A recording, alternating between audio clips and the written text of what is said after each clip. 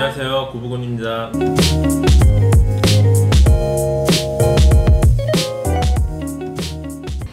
저희가 지난 시간에 트렌드 좀 잘 읽어내라. 네. 그리고 궁합 좀 잘 맞춰서 시작을 하셔라. 아이템에. 네, 네, 이런 맞습니다. 이야기를 했습니다. 네.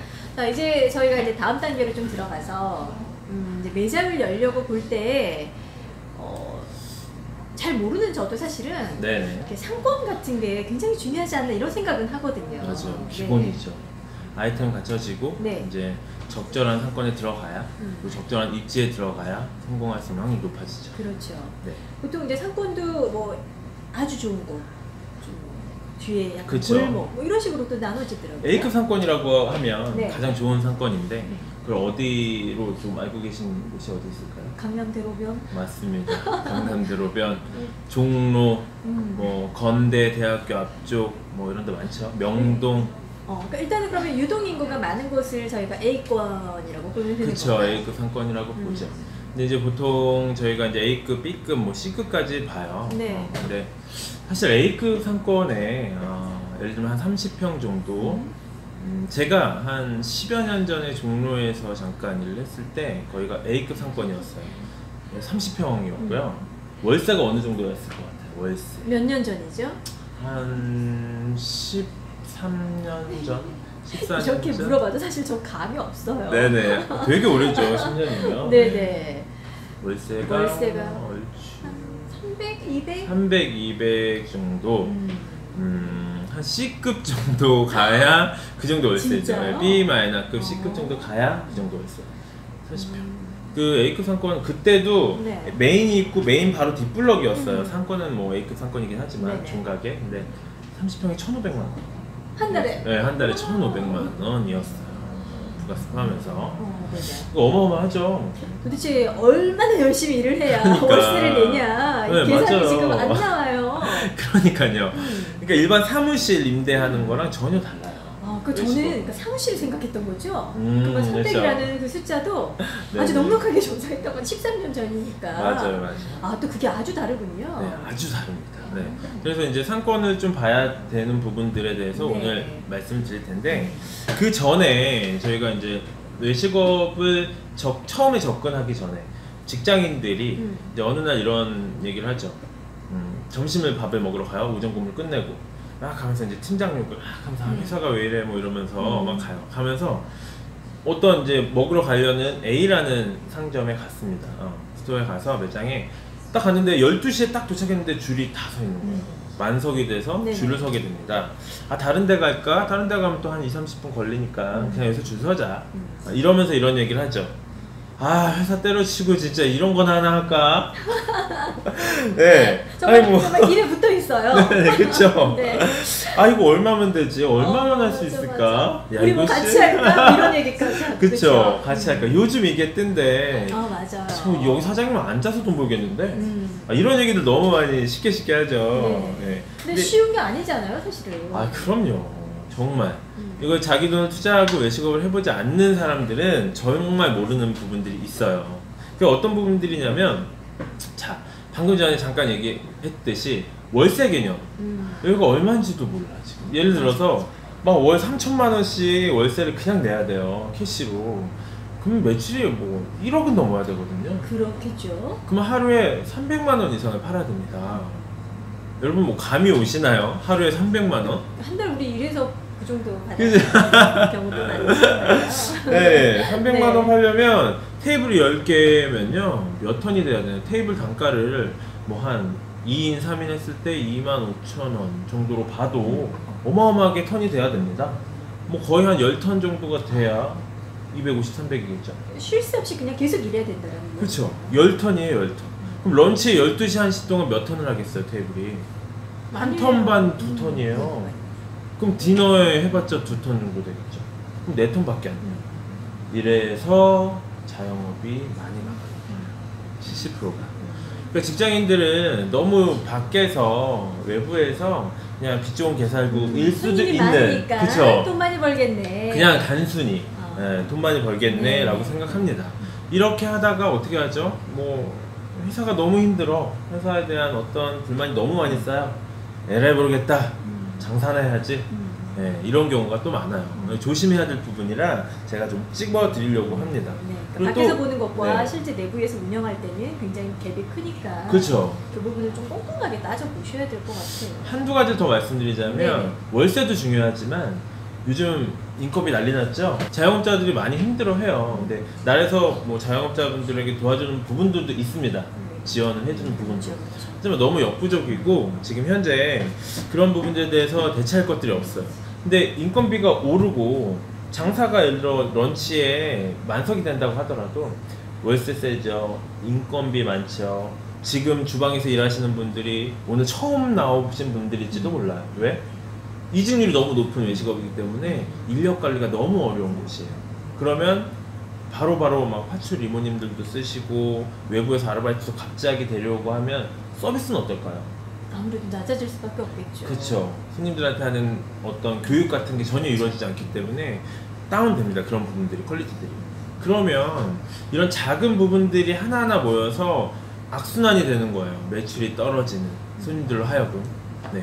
이렇게 볼 것들이 참 많은데 일반적인 사람들은 그냥 아 저기 너무 잘 된다, 앉아서 돈 버는 것 같다 이러고 덤비는 것들이 좀 안타까워서 제가 이번에 좀 말씀드립니다. 어떻게 할까 이런 고민 안 하셔요. 네, 행복한 고민만 하는 겁니다. 맞아요. 근데 정말 힘든 것이 자영업 시장이에요. 양육강식의 세계라서 잘하시는 분들만 살아남게 돼 있습니다. 앞으로. 네? 자영업 A급이라고 하시면 아까 이제 강남 뭐 이런 곳을 말씀하셨는데 유동인구가 많아야 돼요. 사실. 네. 사실 많고 주거지역도 같이 조인되어 있으면 좋고 플레이 상권이라고 해서 우리 어디서 만나? 강남역에서 만나? 명동역에서 만나? 뭐 홍대에서 만나? 이런 데가 이제 모이는 곳이죠. 그렇죠. 놀려고 맛있고 놀려고 플레이 상권이라고 하는데 이런 부분들 이런 곳을 보통 A급 상권이라고 해요. 그리고 B급 상권 같은 경우는 뭐 주거단지 아파트 단지들이 모여있는 작은 상권들 혹은 A급 상권이 있고 몇 블록 뒤에 있는 B급 상권들 월세가 많이 차이가 나요. 유동인구도 차이가 분명 나겠죠. 근데 요즘은 이제 정보화 시대이기 때문에 어떻게 하나요? 어디 우리 지역 가면 약속 있을 때 맛집 검색하죠. 그렇죠. 맛집 검색해서 찾아가요. 요즘은.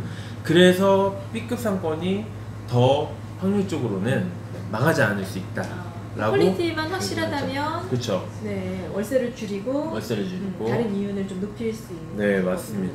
빨리 알아들으시네요. 네, 그래서 저는 A급 상권보다 B급 상권을 추천을 해요. 왜냐하면 또 A급 상권에 기본적으로 권리금이 억대로 붙어 있습니다. 기본적으로.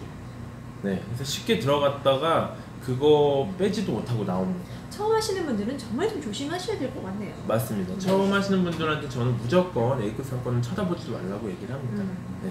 리스크를 어쨌든 최소화시키기 위해서는 그쵸. 조금 안전한 방법으로 맞아요. 접근하시는 게 좋을 것 같네요. 네, 맞습니다. 제가 1, 2회 편에 말씀드렸듯이 사장 명함 내밀려고 장사하시면 안 됩니다. 절대. A급 상권 필요 없고요. B급 상권에서 장사 처음 하실 때 B급 상권을 먼저 하셔서 내가 한 1년이나 운영을 해보고 이제 감 잡았다. 운영은 이렇게 하는 거고 이렇게 하는 거구나. 자본이 되실 때 A급 상권 들어가시는 거예요. 그렇게 하셔도 어렵죠. A급 상권은 또 경쟁자들이 너무 많아요. 운영을 못 하시는 분들보다 B급의 그런 분들보다 A급 상권은 돈도 있고 경영도 해봤고 이런 분들이 많이 들어옵니다. 왜냐면 자신 있으니까. 네, 너무 피 터지는 싸움이기 때문에 저는 처음 하시는 분들에게는 B급 상권을 추천해 드리죠. 네, 좋습니다. 네. 자, 그러면 저희가 이제 상권을 어떤 식으로 접근하면 좋을지에 대해서도 이야기를 좀 나눠봤고요.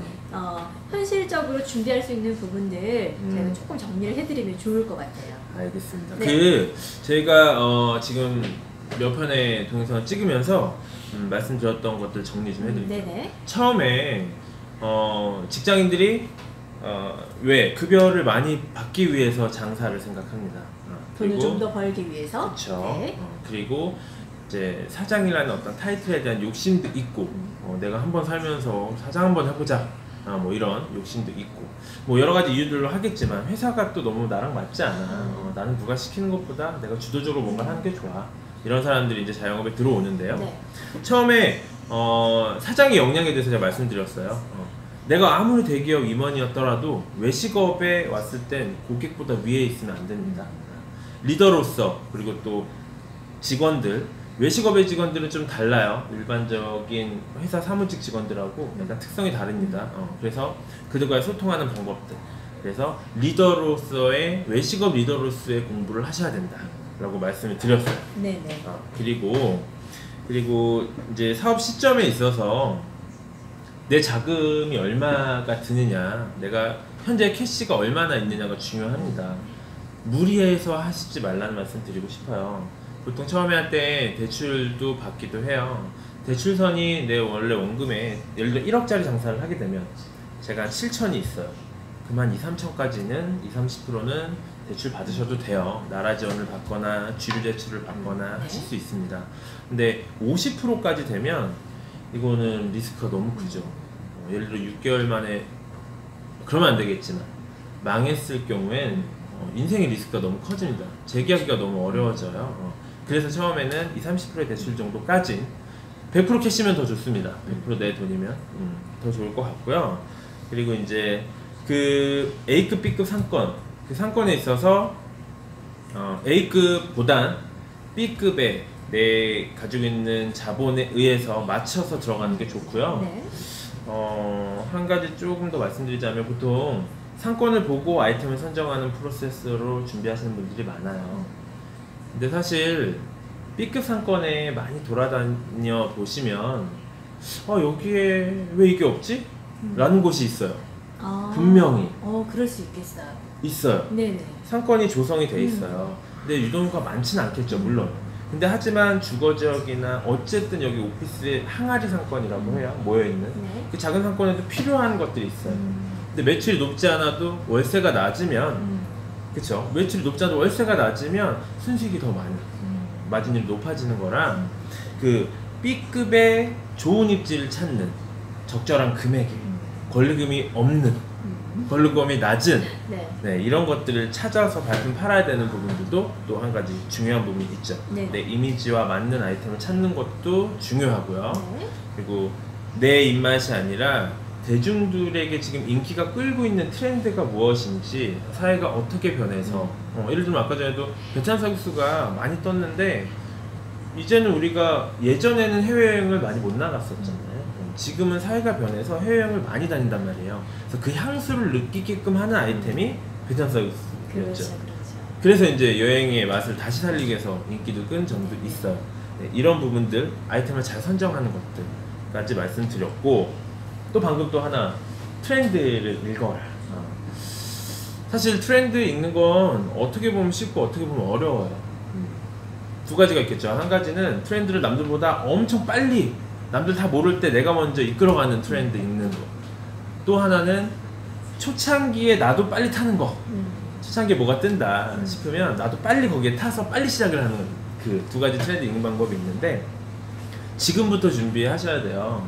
왜냐면 제가 전에도 말씀드렸는데, 직장인들이 밥을 먹고 외식을 하고 보통 하루에 두 끼는 밥을 먹거든요. 그렇죠. 주말에는 거의 다 뭐 나가서 외식을 하고, 그럴 때마다 지금 트렌드가 무엇인지를 인지하고 봐야 돼요. 그런 부분 봐야 되고, 약속 장소에 한 30분 먼저 가서 부동산 투어를 좀 하시면 좋아요. 어느 상권이 지금 시세가 얼마고 권리금은 어느 정도로 깔려 있는지 그런 거 보는 게 좋고요. 또 직장인들 특히 점심 때 자기가 좋아하는 거 먹는 것도 좋겠지만, 자영업 준비하시는 분들이라면 어디가 줄 서 있는지, 그 상권에 언제나 줄 서 있는 곳이 어딘지 그 사장님과 한마디 대화라도 좀 해보시고 눈여겨 보셔야 되는 부분도 있고요. 네. 동네 상권 같은 경우는 또 하나 있습니다. 동네 주거지역, 뭐 일산, 분당 아파트 단지들이 많잖아요. 그곳에서는 사실 어머님들의 입김이 세요. 어머님들 커뮤니티 있으신가요 혹시? 저는 이렇게 관찰을 하죠. 어머니들이 많이 모여 있구나. 맞아요. 네, 점심 때 가면 정말 대화하기가 힘들 만큼 정말 많은 분들이 너무 많으세요. 생각보다 많으세요. 네네, 맞아요. 아이 보내고 아이들 어머니들끼리 모여서 네네. 또 수다 타임 가지시고 식사하시고, 그래서 그런 그 트렌드도 중요합니다. 어머님들이 어디에 몰려 다니시는지. 네. 그러니까 짬짬이 관찰하고 짬짬이 공부하고 네. 짬짬이 발품 팔고 맞아요. 이게 가장 정답인 것 같네요. 맞아요. 그러니까 네. 뭐 습관처럼 취미처럼 하시면 될 것 같습니다. 왜냐면 자영업을 하실 거라면. 네네. 네, 오늘 이 정도 정리를 하죠. 네, 저희 다음 시간에 또 다른 이야기 나누도록 하겠습니다. 네, 고맙습니다. 감사합니다.